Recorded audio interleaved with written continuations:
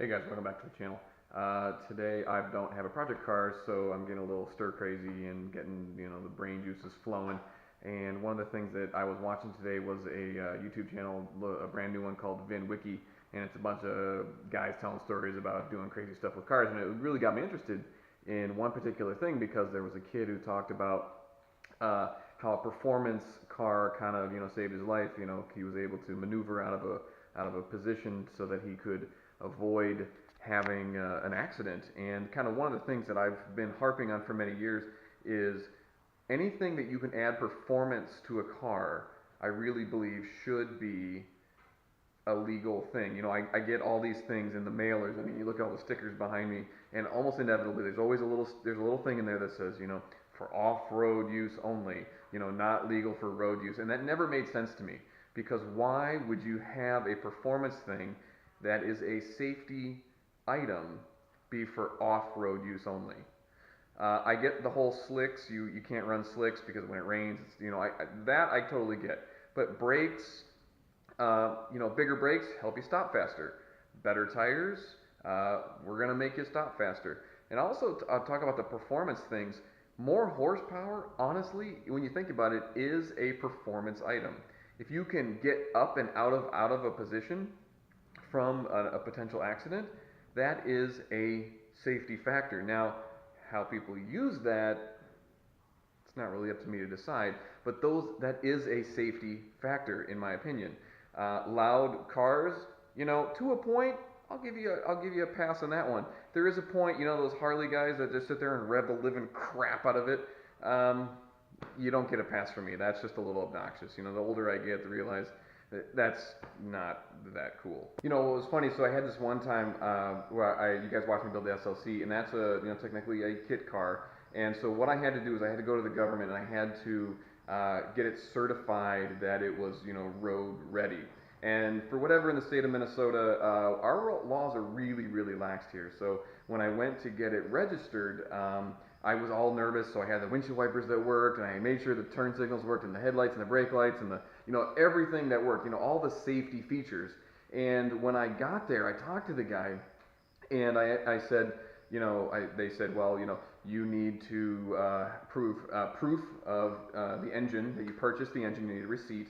You need a receipt for the transmission, and we need the VIN stamped on the car somewhere. Well, I showed up. I didn't have the VIN on the car. They sent me home. I came back literally like 30 minutes later after I had stamped the number, somewhere in a very obvious place.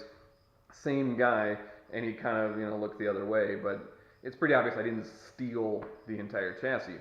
But all they really cared was that they only wanted to know that I didn't steal the engine, I didn't steal the transmission, and that the VIN was the exact same, the one that I was suggesting. And I literally got my title based on that alone. It was the simplest thing ever. And I remember sitting there and talking to the guy, and I said, well, do you want to see if the windshield wipers work? And he says, nope, I don't want to see that. And I said, well, isn't that kind of important? He said, nope, I don't care. I said, okay, well, would you like to see the seat belts, sir? Here they are. Would you like to see them? He says, nope, I don't want to see that either. I said, turn signals, headlights, brake lights, any of those things, do you need to make sure that those work? He said no, and the reason was he said no is because those are, quote, safety items. So the government, at least in Minnesota, doesn't want to get involved with those safety items, but are telling me that I can't put a specific air intake on my car because it's a, quote, not road legal. So to me, it makes absolutely no sense. The government, well, it's the government, right? I mean, come on, they absolutely don't make sense at any level whatsoever. So it's my contention that the government should get out of the whole performance business.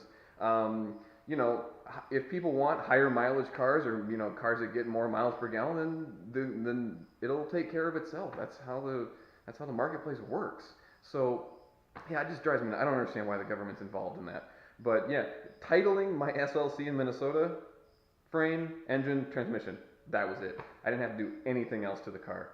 So my suggestion is you have to get a car registered or a car that needs, has a manufacturer certificate of origin, and you need to get that road legal with license plates and a title. Come to Minnesota. It's the easiest place to do it. But everything else, if you can improve safety of a car, which includes brakes, and I will argue, adding horsepower is a safety item because you can get up and away. anything you can do to upgrade the suspension, especially coilovers or anything that's going to add handling to the car. To me, that's a safety feature. Um, cars with 3-point harnesses, your standard, lap belt, shoulder belt. If you can get a 5-point harness, you're going to be safer than that 3-point harness. Airbags are a great thing. ABS is a great thing. But anything that you can do to add that performance is going to be a safety feature. And I'm going to argue with that until my dying days, because I think that's extremely important. And I am going to argue that performance, including horsepower, transmission modifications, that sort of thing, anything that's going to make your car perform better is a safety item.